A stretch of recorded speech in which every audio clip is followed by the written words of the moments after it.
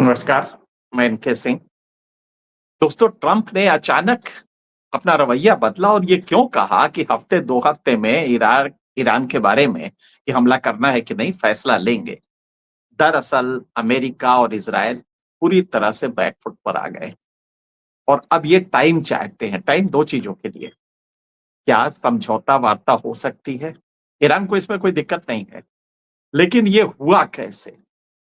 वो व्यक्ति जो कह रहा था कि हम उनको खामनेनी को मारेंगे नहीं, वो अचानक यहाँ तक कैसे आ गया? खामनेई को मारने की जगह ये 2 हफ्ते में फैसला लेंगे और जब लग रहा था कि बम बस गिरने ही जा रहा है, सब कुछ तैयार है, ये अचानक हुआ कैसे?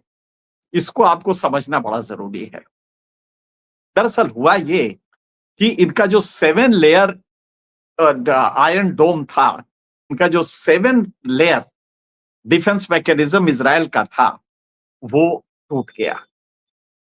जब अस्पताल पे ये मिसाइल गिरा, तो ये 7 लेयर का जो तथाकथित था, जिसमें एक अमेरिका का था और 6 इन्होंने डेवलप किए थे, वो सातों जो अस्त्र थे, वो सातों ध्वस्त करके, और सच ये है कि जो 440 मिसाइल्स ईरान से आए थे, उसमें ठीक है आपने 400 तो मार दिए, 400 तो हवा में उड़ा दिए, लेकिन और कई को 2-2 बार उड़ाया आपने। लेकिन हकीकत ये है कि जो 40 लैंड किए, ये इनके हाथ के तोते उड़ गए, इज़राइल के। और तब ये कहने लगे साहब ये ह्यूमन राइट्स वायलेशन है और तब यूएन का चार्टर का फलाना रिज़ॉल्यूशन नंबर ये है, इस पे आप नागरिक पे हमला नहीं कर सकते, ये सब होने लगा। ट्रंप ये बात साफ समझ गए कि इज़राइल का लेयर वर अब ध्वस्त हो रहा है, क्योंकि जिस मिसाइल से मारा गया था, वो फत्ताह फत्ताह मिसाइल है, जो कि 6000 किलोमीटर की रेंज है, जबकि इज़राइल बमुश्किल तमाम 2000 किलोमीटर से कम का है, जहां पे ये गिराना जाना है। अब एक चीज और भी थी, अमेरिका परेशान क्यों हुआ? अमेरिका में ट्रंप का विरोध होने लगा।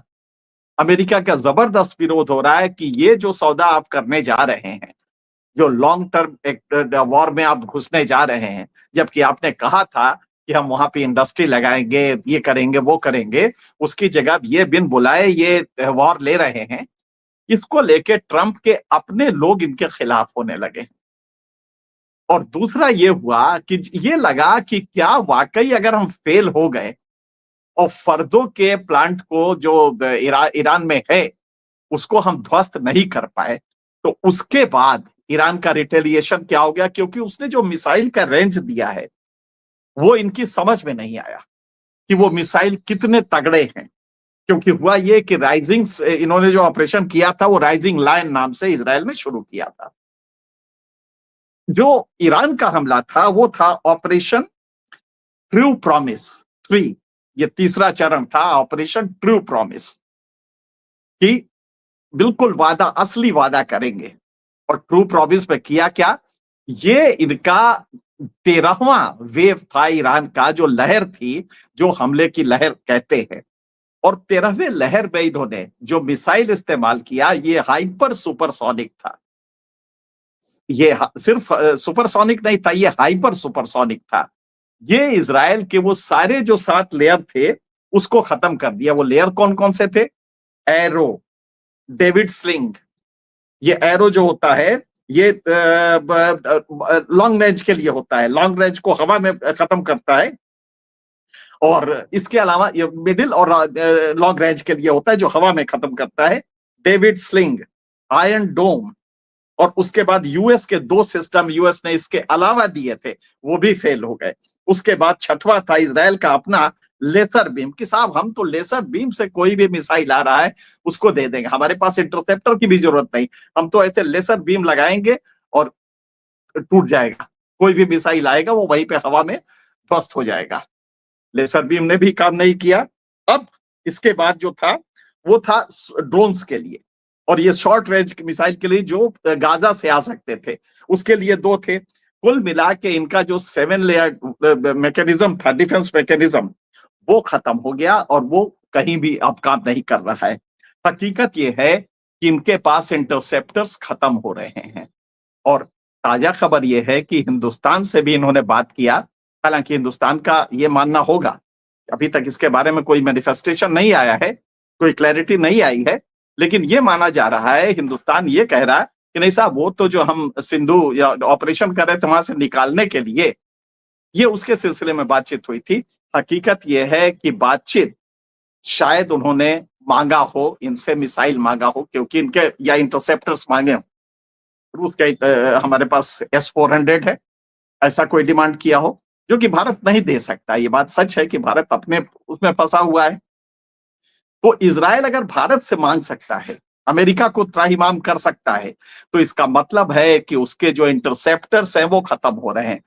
इधर दूसरा ये था कि उसने स्ट्रेटजी बदली इज़राइल ने, और कहा कि साहब ये लॉन्च जिससे हो रहा है, जो लॉन्चर्स ईरान से चल रहे हैं, सीधे अगर हम उनको मार दें तो इनके मिसाइल फिर उड़ेंगे कैसे, इनके मिसाइल प्रोजेक्ट कैसे होंगे। तो इन्होंने स्ट्रेटजी बनाई, ये भूल गए कि अगर ईरान अपने पहाड़ों में न्यूक्लियर वो लगा सकता है, सेंट्रीफ्यूज न्यूक्लियर मशीन लगा सकता है, सेंट्रीफ्यूज लगा सकता है, तो उसने लॉन्चर भी पहाड़ के नीचे लगाए होंगे और एक वाल्व खुला छोड़ा होगा, उस पे आप कैसे करेंगे। लिहाजा आपके लिए यह मुश्किल हो गया कि वो लॉन्चर्स है कहां, ये डिटेक्ट करे। फिर ईरान का साइज कितना है, भारत के आधा है। आप समझ लें, भारत 32-33 लाख किलोमीटर वर्ग किलोमीटर का है, और ये 16-17 लाख वर्ग किलोमीटर का है ईरान। जबकि इराक कितना है, सॉरी, इज़राइल कितना है, इज़राइल उसका 75वां हिस्सा है, 21,000 वर्ग किलोमीटर सिर्फ है।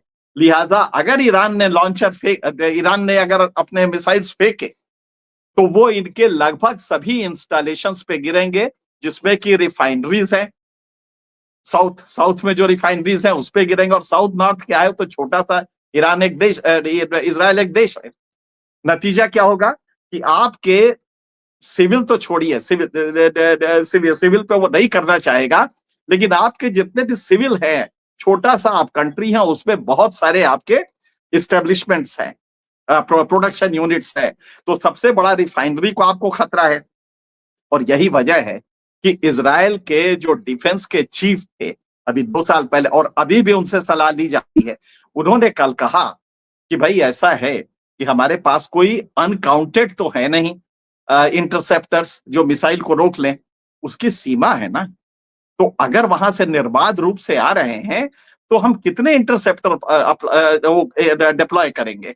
नतीजा ये होगा कि हम चुनना पड़ेगा कि अगर वो रेगिस्तान में गिर रहा है हमारे देश के, उसका ट्रेजेक्टरी रेगिस्तान में है, तो हम उसको भूल जाएंगे, और जो मिसाइल हमारे रिफाइनरी पे हमला कर रहा है, जो हमारे मिलिट्री एस्टेब्लिशमेंट पे हमला कर रहा है, हम उसको उस इंटरसेप्टर उसको रोकने के लिए लगाएंगे।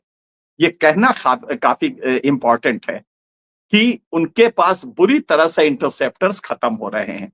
अब अमेरिका क्यों फंस गया, अमेरिका ने मान लीजिए कि बम चलाया और बम से तोड़ भी दिया। अगर हम ये भी मान लेते हैं कि फर्दों का भी इंस्टॉलेशन, जैसा कि इन्होंने नातांज में किया था, वैसा फर्दों में भी करते हैं, और फर्दों के अलावा जो तीसरा इनका इस्टेब्लिशमेंट है इस्फहान, वहां भी करते हैं। और फर्दों खास करके है, क्योंकि उसमें एनरिचमेंट काफी हाई लेवल पे होता है, जो पहाड़ों के नीचे है, पहाड़ों के नीचे काफी गहराई में है। हम ये भी मान लेते हैं कि आपने अपने बम से कर दिया, तो क्या उससे ईरान का न्यूक्लियर प्रोग्राम रुक जाएगा। आपने मूर्खता के फैसले लिए। अमेरिका की, ट्रंप की प्रॉब्लम यह है कि वो आदमी गहराई तक सोच नहीं पाता है। अमेरिकन प्रेसिडेंट की बहुत बड़ी प्रॉब्लम है कि वो दूर तक इंस्टेंट सोचता है।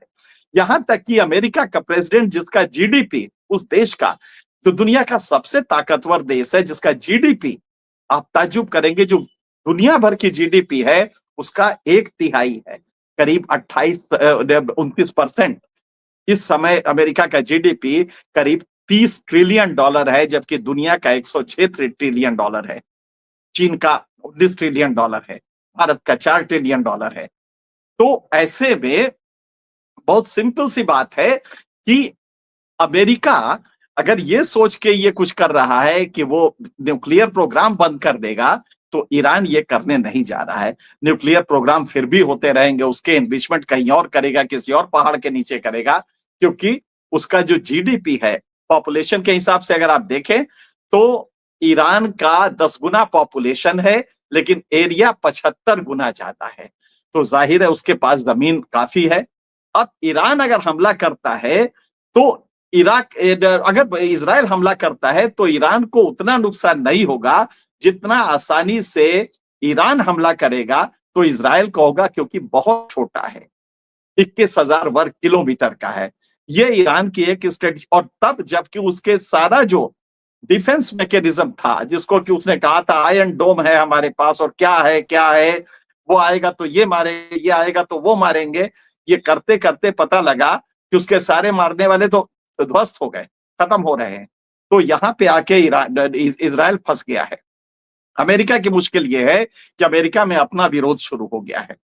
और दूसरा, ये भी भरोसा नहीं है कि उसके जो बॉम्बर्स आएंगे, कई बॉम्बर्स लाने पड़ेंगे, जिसको कि आप जानते हैं कि इसका B2 नाम से जो बॉम्बर है, जिसको कि इन्होंने बड़े हो हल्ले से, बहुत शोर शराबे से कहा था कि B2 बॉम्बर हमारा आएगा और भी सब खत्म कर देगा, B2 स्पिरिट। और क्या करेगा वो साहब जितना भी ये बंकर बस्टर है, हमारा बम इतना बड़ा, जो दुनिया का सबसे कन्वेंशनल बड़ा बम है, अब उससे वो सीधे अंदर जाएगा। तब पता लगा कि IAEA जो होता है, atomic energy, international atomic energy agency, उसके एक अफसर ने बताया कि नहीं नहीं, तुम्हें अंदाजा नहीं, मैं तो गया हूं वहां पे, वो 800 मीटर नीचे है, जमीन के करीब 800 मीटर नीचे, पहाड़ों के बीच में है। तो तुम्हें कितने लगाने पड़ेंगे इसका इनको अंदाजा नहीं था। ईरान के कितने किस्म के मिसाइल हैं इसका अंदाजा नहीं था। ये अमेरिका को जब पता लगा, तो उसने अचानक ट्रंप को, और ट्रंप बहुत वो नहीं है, बहुत हिम्मती आदमी नहीं है, ये भभकी देते हैं। तो ट्रंप की भभकी वहां पे खत्म हो गई, क्योंकि ट्रंप की भभकी कोई सुनने को भी नहीं तैयार था। और यहां से धमकी ये गई कि हम अपना ये मिसाइल रेंज ला रहे हैं, और ये वाला जो मिसाइल जो कल अस्पताल पे गिरा है, ये वाकई बहुत पावरफुल है। और ऐसे अभी कई मिसाइल्स उनके पास है, करीब 7 की जानकारी तो मुझे खुद को है व्यक्तिगत रूप से। जो मिसाइल्स उनके पास है, मैं आपको उनका बता देता हूं। जो मिसाइल्स है, ये जो लेटेस्ट है, ये फत्ताह फत्ताह 1 है। इसके अलावा सीमोर्ग है, सीमोर्ग का भी रेंज 4,000 से 6,000 किलोमीटर है।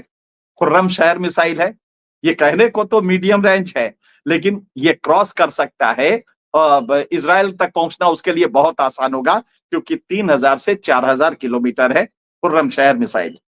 उसके बाद सेजिल है जो पहला था। तो जो 13 लहरें इन्होंने फेंकी, उसमें हर बार नए किस्म के मिसाइल ईरान फेंकता था। यही वजह है कि समझी में नहीं आया इजराइल को कि किन किन इंटरसेप्टर्स को हम डिप्लॉय करें और किस लेवल पे करें।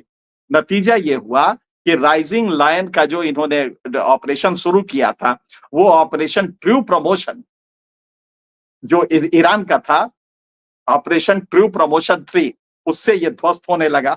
अब ट्रंप की जो मुश्किल है वो ये है कि घर पे भी उनको दिक्कत हो रही है, घर पे जबरदस्त विरोध हो रहा, और ट्रंप की बहकी बातों से भी लोग काफी नाराज हैं, जिसमें उन्होंने कहा कि साहब कर भी सकते हैं, नहीं भी कर सकते। फिर उसके थोड़ी देर बाद आ गया कि साहब हफ्ता 2 हफ्ता लगेगा, इस युद्ध में हफ्ते 2 हफ्ते में तो बहुत कुछ हो जाएगा, ट्रंप तब तक सोचते रह जाएंगे।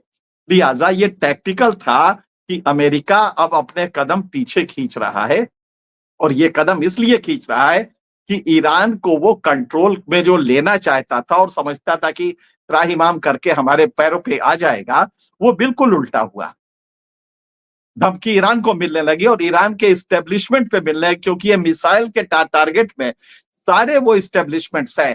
तीसरा क्या हुआ, तीसरी गलती जो ट्रंप ने की, एक छोटेपन में, एक व्यक्ति जो बहुत छोटा होता है उसकी सोच बहुत छोटी होती है।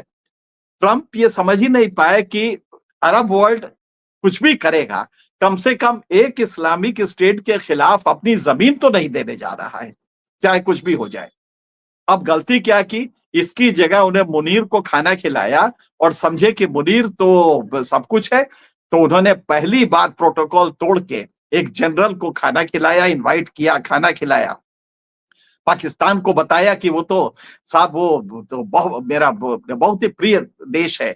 अब जो गलती की ट्रंप ने छोटेपन में वो ये था कि मुनीर क्या जिंदा रह पाएंगे पाकिस्तान में एक इस्लामिक कंट्री के खिलाफ? अमेरिका को अपनी जमीन देखे, आज के पाकिस्तान में जो माहौल है उसमें क्या आतंकवादी तंजीमें, वहां के लोग, वहां की के आवाम क्या मुनीर को सरवाइव सांस ले पाएंगे अगर उन्होंने यहां से लॉन्चिंग पैड दे दिया अमेरिका को? तो अरब वर्ल्ड ने मना कर दिया। और मुझे लगता है कि अगले 24 घंटे में आप पाएंगे कि या तो मुनीर माफी मांगेंगे या वहां की जनता सड़कों पे आ जाएगी, क्योंकि पाकिस्तान कभी भी ये अलाउ नहीं करेगा कि एक अपने ही, पाकिस्तान खुद इस्लामिक स्टेट है और एक इस्लामिक स्टेट को बर्बाद करने के लिए वो अपनी जमीन दे। ये वहां की तंजीमें नहीं अलाउ करेंगी और मुनीर तंजीमों के खिलाफ जाके जिंदा रहे, ये मुमकिन नहीं है। तो लिहाजा ट्रंप ने जो तीसरी गलती की वो ये था कि मुनीर को लेके वो समझ रहे हैं कि हम वहां से लॉन्च कर सकते हैं। ये उनकी तीसरी गलती थी। कुल मिला के ये है कि ईरान के मुकाबले अब अमेरिका और इजराइल बैकफुट पे आने लगे हैं। ये जो हफ्ते 2 हफ्ते का है, ये सिर्फ एक विंडो है जिसमें ईरान से समझौता वार्ता करेंगे। जाहिर है ईरान भी तैयार होगा, क्योंकि ईरान को यही वादा करना है ना कि हम न्यूक्लियर ग्रेड नहीं बनाएंगे।